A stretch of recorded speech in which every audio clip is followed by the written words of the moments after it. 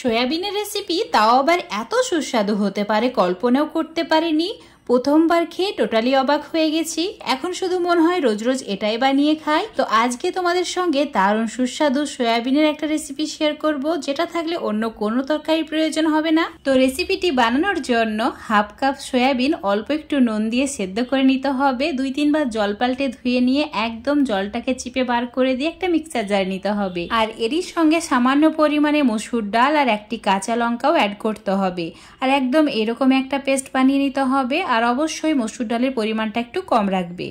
পেস্টটা একটা বাটির মধ্যে নিয়ে নিচ্ছি। তারপর এর মধ্যে দিয়ে দিচ্ছি সামান্য পরিমাণে কালো জিরে, আর দিয়ে দিতে হবে স্বাদ মতো নুন, আর হাফ চামচের একটু কম হলুদ গুঁড়ো দিয়ে এখন সমস্ত কিছু ভালো করে মিশিয়ে নিতে হবে। তো এইভাবে মেশানো হয়ে গেলে এগুলোর এবার বড়া বানিয়ে নিতে হবে। তো চুলোর উপর একটা কড়াই নিয়েছি, চুলোর ফ্লেমটা মিডিয়াম টু লো রেখে দিয়ে দিলাম সর্ষের তেল। তেল খুব ভালো করে গরম করে নিতে হবে। তারপর এইভাবে ছোট ছোট বড়া বানিয়ে তেলের মধ্যে দিতে হবে।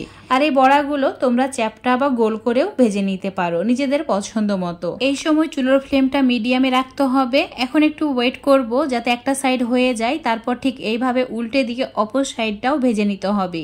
আর অবশ্যই এই বড়াগুলো একদম লালচে করে ভেজে নেবে, যাতে এটা খেতে অনেক বেশি সুস্বাদু হয়। তো দেখতেই পাচ্ছ দারুণ একটা কালার চলে এসেছে আর অনেক বেশি মুচমুচে হয়েছে। একটা প্লেটের মধ্যে তুলে রেখে দিচ্ছি আর বাকিগুলোকে একইভাবে ভেজে নিচ্ছি। তো এখন নিয়েছি পটল, এখানে 5 পিস পটল আছে। পটলগুলোকে প্রথমেই ভালোভাবে ধুয়ে পরিষ্কার করে নিয়েছি।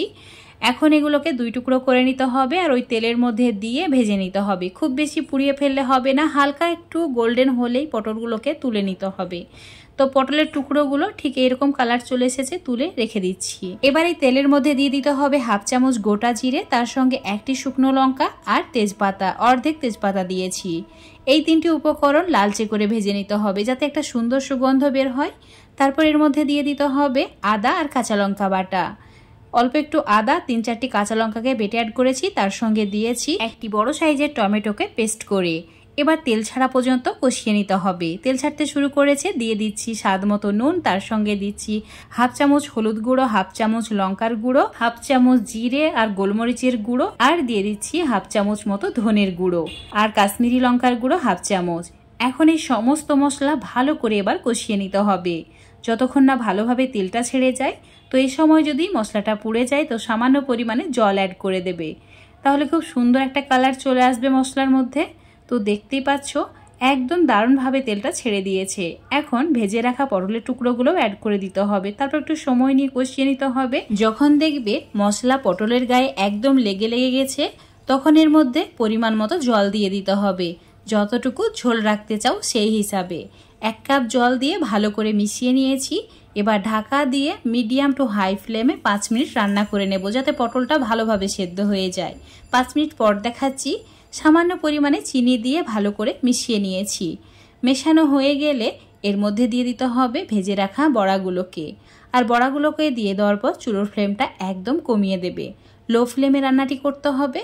ভালো করে মিশিয়ে নেওয়ার পর দিয়ে দিচ্ছি সামান্য পরিমাণে ধনেপাতার ডাঁটা। ধনেপাতার ডাঁটা দিয়ে দেওয়ার পর 3টি কাঁচা লঙ্কাও দিয়েছি। এখন ঢাকা দিয়ে লো ফ্লেমে 5 মিনিট মতো রান্না করে নিচ্ছি। 5 মিনিট পর দেখাচ্ছি তোমাদের। দেখতেই পাচ্ছ খুব সুন্দরভাবে সমস্ত কিছু কুক হয়ে গেছে।